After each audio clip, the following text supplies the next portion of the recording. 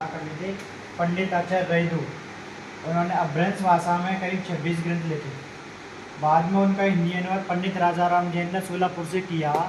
तब लोगों को पढ़ने को मिला कि पन्यार नाम की भूमि के बारे में पंडित रैदू ने अपने ग्रंथों में वर्णन किया और कहा कि पन्यार जो भूमि है भट्टारक पीठ है। भट्टारक यहाँ रहते हैं, यहाँ रह करके तंत्र मंत्र साधना करते हैं।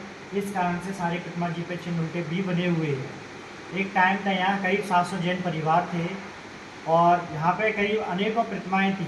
यहाँ सफ़ेद कलर की जितनी प्रतिमाएं हैं यहाँ पर त्रिकाल 24 ही थी। कुछ प्रतिमाएं खंडित हो गई, कुछ प्रतिमाएं विखंडित हो गई। खंडित ऐसे हो गई क्योंकि यहाँ एक समाज का अभाव पड़ गया, मंदिर पूरा उजाड़ हो गया। भट्टारक जो थे पलायन कर चुके थे, लोगों का इतना कब्जा हो गया था कि इन पिलरों से लोग काय भूसों को छी वगैरह को बांध के रखते थे। इतना यहाँ लोगों का कब्जा हो गया था। सारी प्रतिमाएं जी नीचे भूगर्भ में विराजमान थी। ठीक है, हमने कुछ समय के लिए यहाँ से प्रतिमा जी को उठा करके गाँव वाले मंदिर विराजमान की, तो शुद्धि वगैरह हुई तो इन प्रतिमा जी को वापस लेकर के आए। त्रिकाल 24 ही तो थी, लेकिन यहाँ से प्रतिमा कई दूर दूर तक गई। जैसा कि मैं आपको बोला, यहाँ से मथुरा 84 में अगर आप लोगों ने दर्शन किए वहाँ आदिनाथ भगवान मूलनायक है, जी हाँ वो जी। प्रतिमा भी यहीं से गई है। यानी कि यहाँ से काफ़ी दूर दूर तक प्रतिमाएं गई हैं। तो जवा, शमशाबाद, ग्वालियर के अनेकों मंदिरों में यहाँ से प्रतिमाएं गई हैं।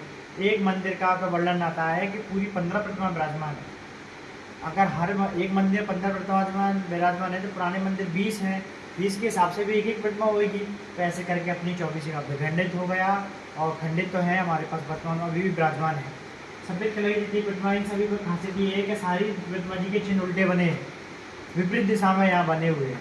अंदर नीचे भूगर्भ में 50 फीट लंबी गुफा है। उस गुफा के अंदर एक शिखर बना है। उस शिखर को देख करके, ऐसा पत्थर का शिखर बना है, उस शिखर को देख करके उस शिखर को देख करके आचार्य विष्णु सागर जी ने कहा था कि हो सकता है यहाँ पुराना मंदिर रहा होगा और वर्तमान में अभी भी मंदिर है।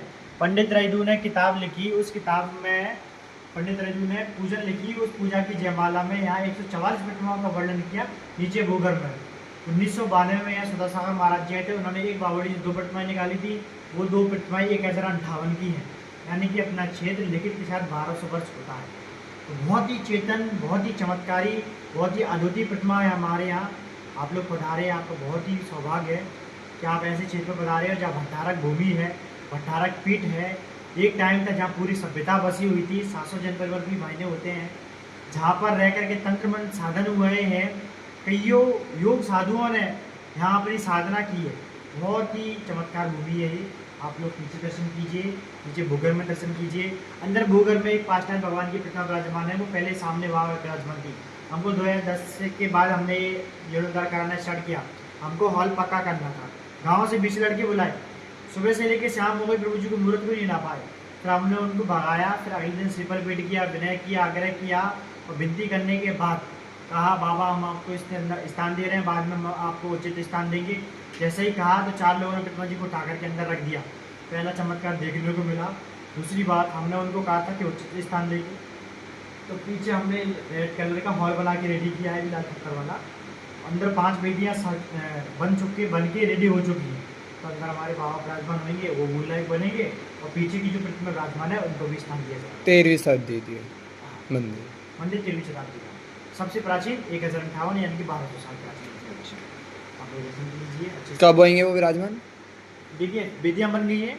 शिखरों का काम अगले महीने या फिर महीने 2 महीने में स्टार्ट होने वाला है। 4-5 महीने उसमें चलेगा। ये साल पूरा काम में निकल जाएगा। अगले साल फाइनली किसी भी डेट